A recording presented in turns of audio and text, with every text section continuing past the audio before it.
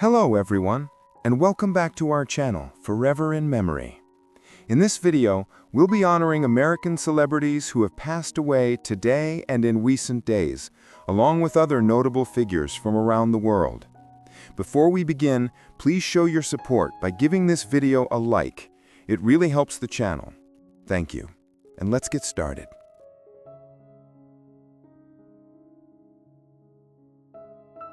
Claire Celsey, who passed away at the age of 59, was an American politician and devoted public servant whose life reflected integrity, empathy, and a tireless commitment to her community. A member of the Iowa Senate since 2019, she became known for her sharp intellect, straightforward honesty, and passionate defense of education, environmental responsibility, and social equality. Born in Des Moines, Iowa in 1966, she began her professional path in communications, mastering the art of listening and understanding people, skills that later became the foundation of her political work. Throughout her career, Claire believed deeply in the idea that public service was not about power, but about giving voice to those unheard. She championed local education, fought for access to quality health care, and stood firmly for transparency in government decisions. Her colleagues admired her for her courage to speak truthfully, even when it was difficult, and for her unwavering optimism in the face of political pressure. In every project and initiative, she carried the belief that progress begins with compassion and collaboration. Claire Celsey's legacy lives on through the countless people she inspired, teachers, activists, and young leaders who saw in her a reminder that one person's dedication can truly make a difference.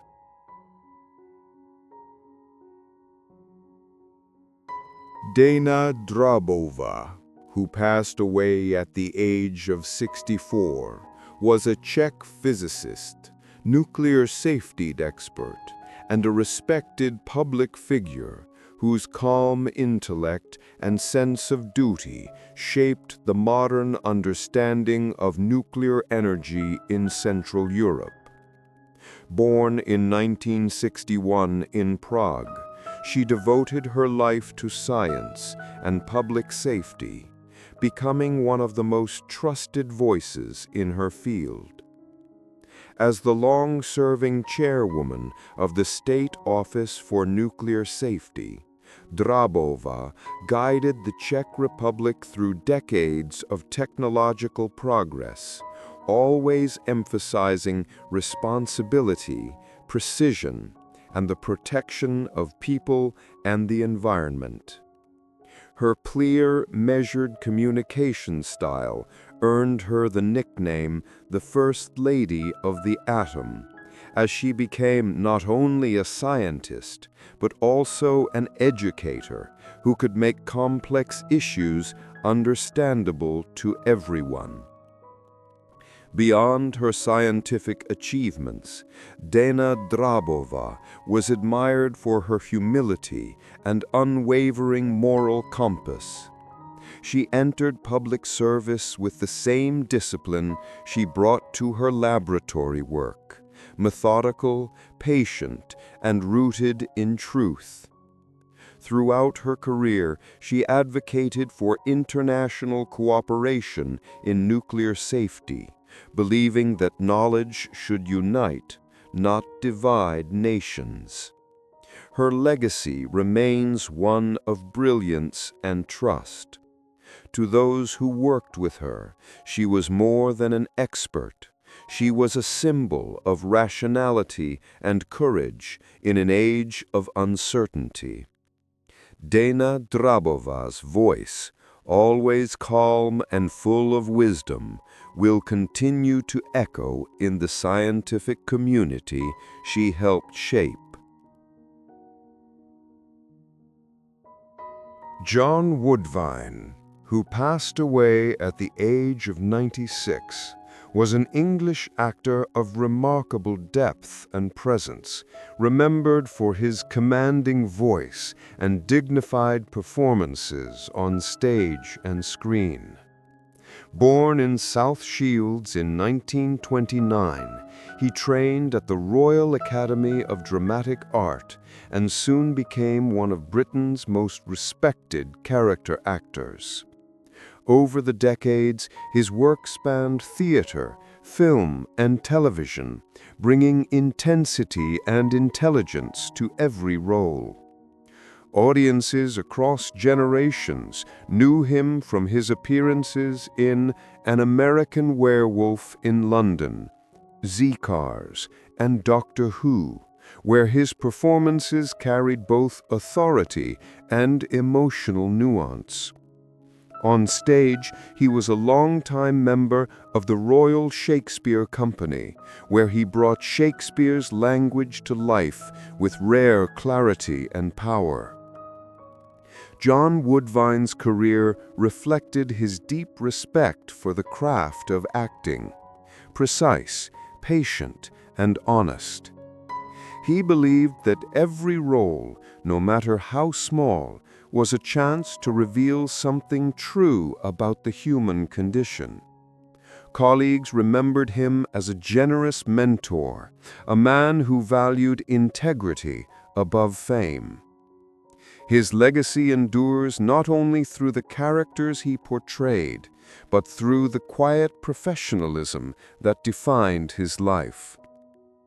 John Woodvine remains a symbol of the classic British actor, disciplined, articulate, and profoundly human. Franz Josef Wagner, who passed away at the age of 82, was a German journalist and writer known for his provocative style, sharp pen, and fearless commentary that often stirred both admiration and controversy. Born in 1943 in Olomouc, then part of Czechoslovakia, he became one of the most recognizable voices in German media, especially through his long-running column in Bild, where he addressed political, cultural, and social topics with disarming honesty and emotion. His writing was never neutral. It was vivid, personal, and unapologetically direct. Wagner mastered the art of speaking to ordinary people, blending humor, pathos, and outrage in a single paragraph. Whether he praised or criticized, his words always carried the warmth and contradictions of someone who loved life deeply and observed it without illusions. Before becoming a columnist, he worked as a reporter and editor for several major German publications, covering international events and interviewing some of the most influential figures of his time. Yet despite his professional success, he often described journalism as a form of confession, a way to express the restless thoughts of a man who felt everything too intensely. Franz Josef Wagner's career reflected a lifetime of curiosity, rebellion, and humanity. His legacy remains in the lines he wrote, bold, emotional, imperfect, and unmistakably his own. A voice that captured the rhythm of modern Germany and the fragile beauty of speaking one's mind. Mohammed Tahir Ayala, who passed away at the age of 74, was a Sudanese politician and economist who played a key role in his country's transitional period, serving as Prime Minister in 2019 during one of the most turbulent chapters in Sudan's modern history. Born in 1951 in the city of Dongola, he dedicated his life to public service, economic reform, and the dream of national stability. Educated in economics at the University of Khartoum and later abroad, Ayala was known for his pragmatic mind and his belief in development through infrastructure and industry.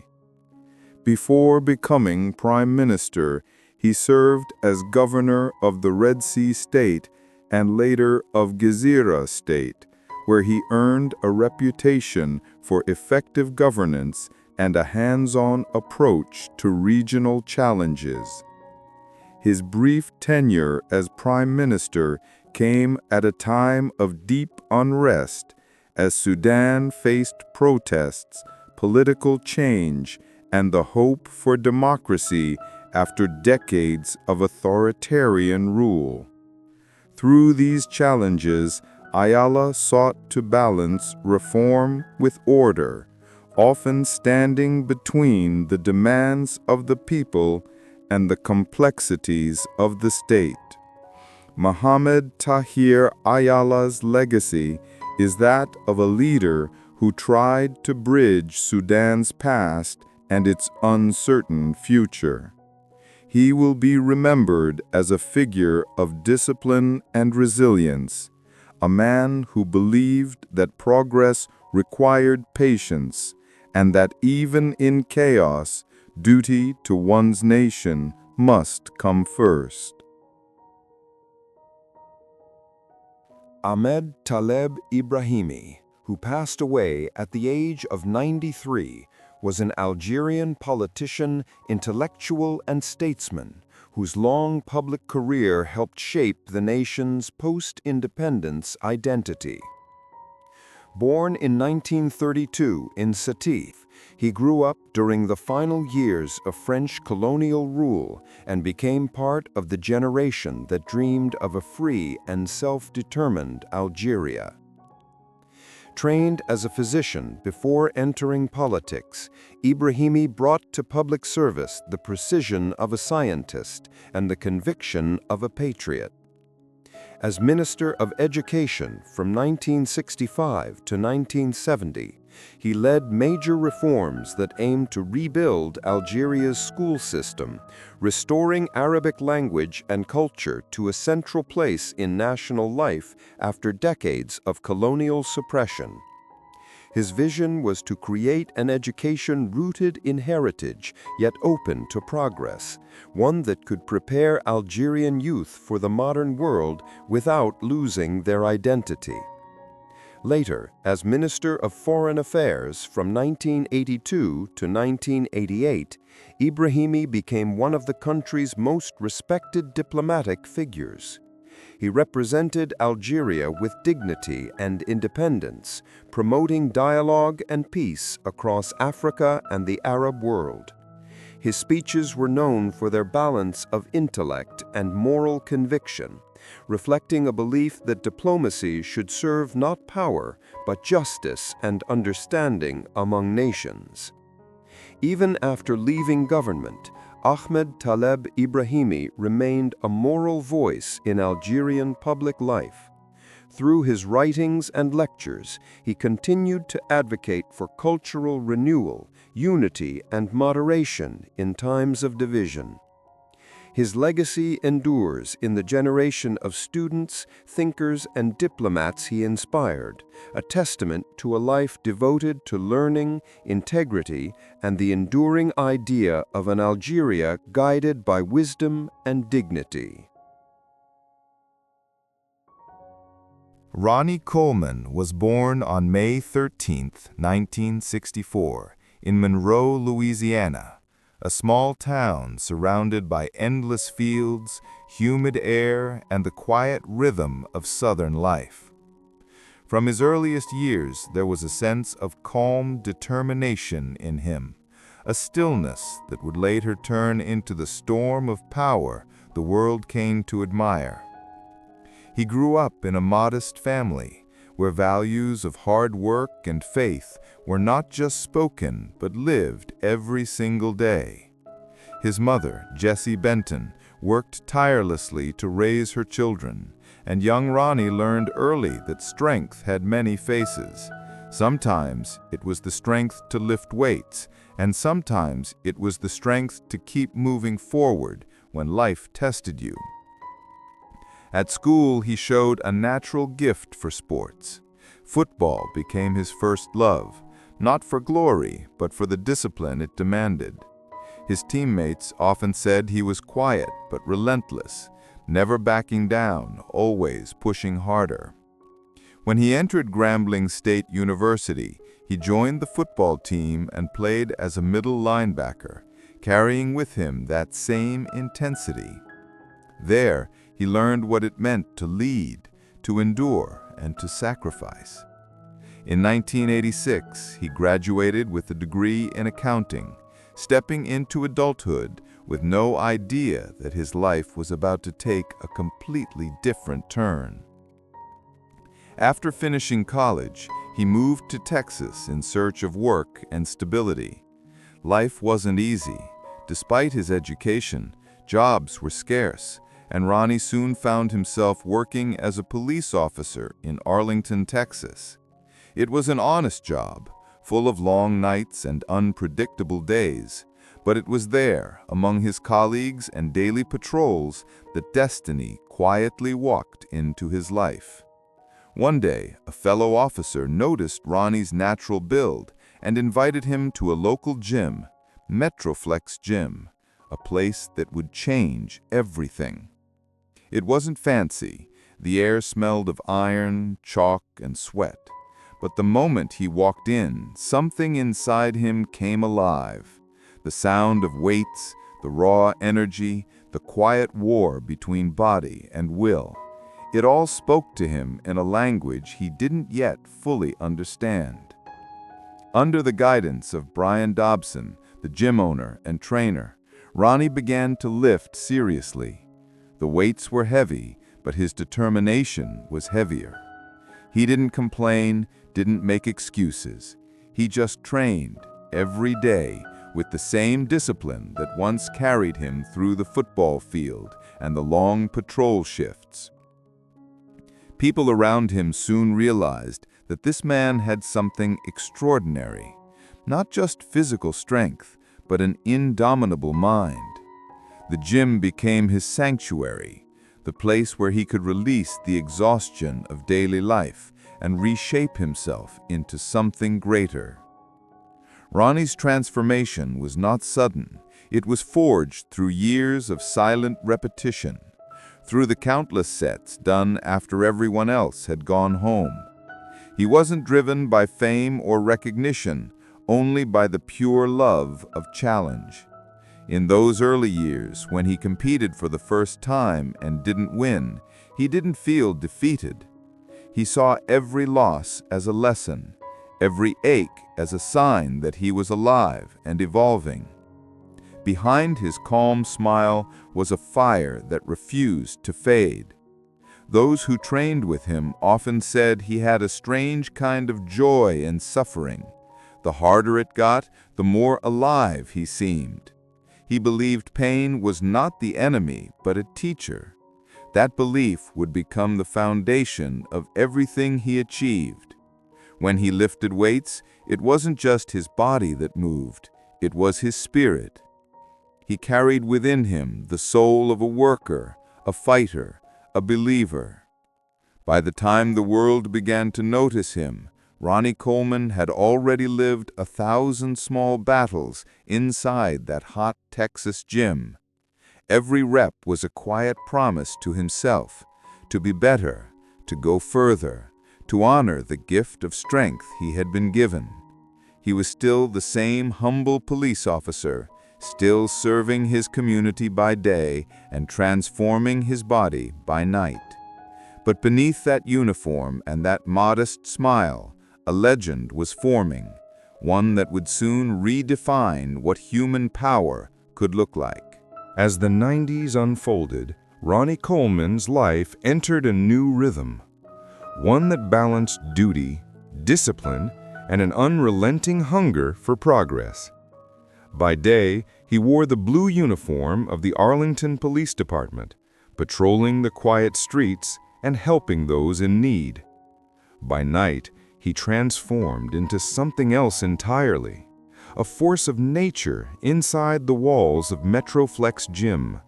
The weights clanged like thunder, the air thick with heat and iron dust, and Ronnie, drenched in sweat, trained with an intensity that bordered on spiritual.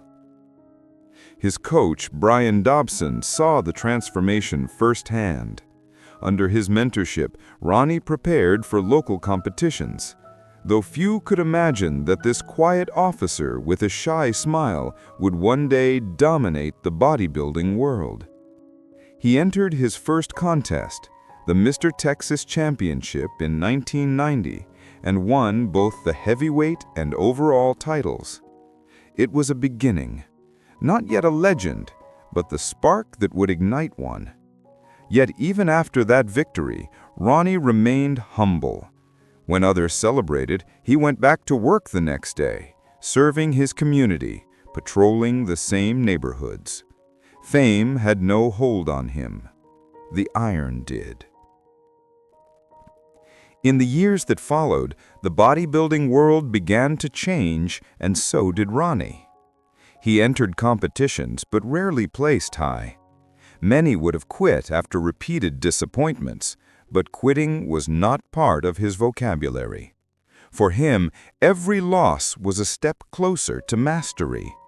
He trained harder, studied his form, perfected every muscle. His life became a pattern of exhaustion and rebirth, police shifts, gym sessions, rest, and then back to the grind. It was during this time that he began to say the words that would later echo through generations. "Ain't nothing but a peanut," and "Yeah, buddy." Those phrases, said between breaths of pain and laughter, captured the essence of who he was. A man who found joy in the very struggle that broke others. In 1995, Ronnie's career began to shift. He started placing higher in major competitions, and by 1997, the bodybuilding community could no longer ignore him. His body had evolved into a perfect blend of mass, symmetry, and conditioning, a sculpture carved from sweat and willpower. But behind the glory, there was sacrifice. The training was brutal. His diet was strict to the point of obsession. Every day, he consumed mountains of food just to fuel his enormous frame, often eating the same meal 6 or 7 times a day. Sleep became a rare luxury. Pain became a familiar companion. Then came 1998, the year everything changed. Ronnie entered the Mr. Olympia competition, the highest stage in bodybuilding, facing giants like Flex Wheeler and Kevin Levrone, men who had long dominated the scene. No one expected the quiet policeman from Texas to win. But when he stepped on stage, the audience saw something different. Not just size, but perfection. Every muscle glistened under the lights, every movement carried authority. And when the results were announced, the world gasped. Ronnie Coleman, Mr. Olympia. It was a victory that redefined the sport. That moment didn't just crown him champion, it marked the birth of an era. Between 1998 and 2005, Ronnie Coleman would go on to win 8 consecutive Mr. Olympia titles, tying the record set by Lee Haney. Each year, he came back bigger, stronger, sharper, defying logic, defying the human body itself. His training videos became cult classics. The sound of his voice shouting "lightweight, baby," while lifting unimaginable weight became a symbol of dedication and insanity combined. Fans across the globe saw in him not just a bodybuilder, but a symbol of what it meant to give everything for a dream. Yet behind the glory was a man who still lived simply. He continued working as a police officer well into his championship years. His colleagues often joked that Mr. Olympia could arrest you with one hand and smile while doing it.